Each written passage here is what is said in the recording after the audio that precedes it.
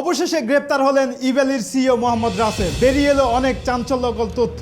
এদিকে আরও জানা গেছে ইভ্যালিতে 3 মাস চাকরি করেছেন জনপ্রিয় অভিনেত্রী শবনম পারিয়া। তবে সবচেয়ে মজার ব্যাপার হচ্ছে 3 মাস চাকরি করেও তিনি 1 টাকাও বেতন পাননি। এখন কথা হচ্ছে কে এই রাসেল।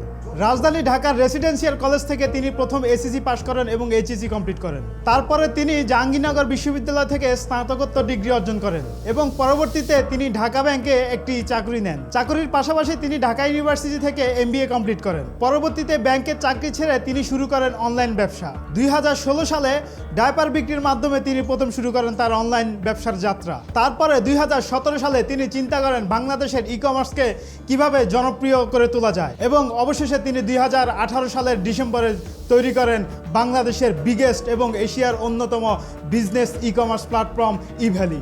আর ঘটনা শুরু এখান থেকেই। একের পর এক লোভনীয় অফার এবং চমকপ্রদ বিজ্ঞাপন দিয়ে তিনি সাধারণ মানুষের দৃষ্টি কাড়েন। কোথায় দেখা যায়নি ইভ্যালিকে?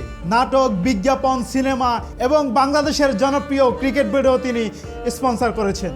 জাতীয় পর্যায়ে এরকম বিজ্ঞাপন দিয়ে তিনি সাধারণ মানুষের আস্থা অর্জন করতে সক্ষম হন। তারপরে শুরু হয় তার নাটক। অনেকেই অভিযোগ করেছেন 6 মাস, 1 বছর, 2 বছরও তাদেরকে টাকা দিয়ে তারা প্রোডাক্ট ফেরত পাননি। অনেকেই প্রতারিত হয়েছেন, করেছেন মামলা। অনেকে হুমকি খেয়েছেন এবং লাঞ্ছিত হয়ে ফিরে এসেছেন ইভ্যালির অফিস থেকে। তার চমকপ্রদ অফারগুলোর মধ্যে ছিল মোটরসাইকেল, ফ্রিজ, টিভি, এসি, এগুলোকে 50%, 60% ডিসকাউন্ট দিয়ে মানুষের কাছে পৌঁছে দেওয়া।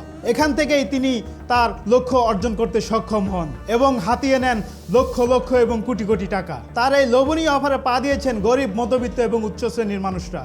সহজ সরল মানুষের বিশ্বাস অর্জন করে তিনি হাতিয়ে নিয়েছেন কোটি কোটি টাকা। তার বিরুদ্ধে হয়েছে গুলশান থানায় একটি অর্থ আত্মসাতের মামলা। আরও জানা গিয়েছে প্রায় 500 কোটি টাকা হাতিয়ে নিয়েছেন তিনি সাধারণ মানুষের কাছ থেকে। কিছুদিন আগে যমুনা গ্রুপ অফিসিয়ালভাবে জানিয়েছিলেন ইভ্যালিকে 1000 কোটি টাকা ইনভেস্ট করবেন, কিন্তু তার কিছুদিন পরেই তারা তাদের সেই প্রস্তাব ফিরিয়ে নেন। এতেই বিপাকে পড়ে যান ইভ্যালির সিইও রাসেল। তিনি বিভিন্ন সময় লাইভে এসে মানুষকে প্রতিশ্রুতি দেন তাদের টাকা এবং প্রোডাক্ট ফিরিয়ে দিবেন, কিন্তু সেই প্রতিশ্রুতি তিনি রাখেননি। অবশেষে ইভ্যালির সিইও মোহাম্মদ রাসেল এবং তার স্ত্রী শামীমা নাসরিনকে তার বাসা থেকে গ্রেপ্তার করে র্যাব। গ্রেপ্তার করার পরপরই তাদেরকে নিয়ে যাওয়া হয় জিজ্ঞাসাবাদের জন্য র্যাব সদর দপ্তরে। তো বন্ধুরা, ইভ্যালি রাসেলকে নিয়ে আপনাদের কি মন্তব্য?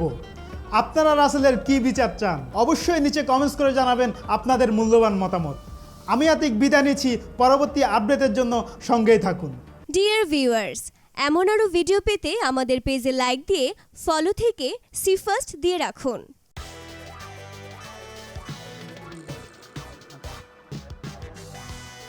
তাহলে 2016 সালে ডায়পার দিয়ে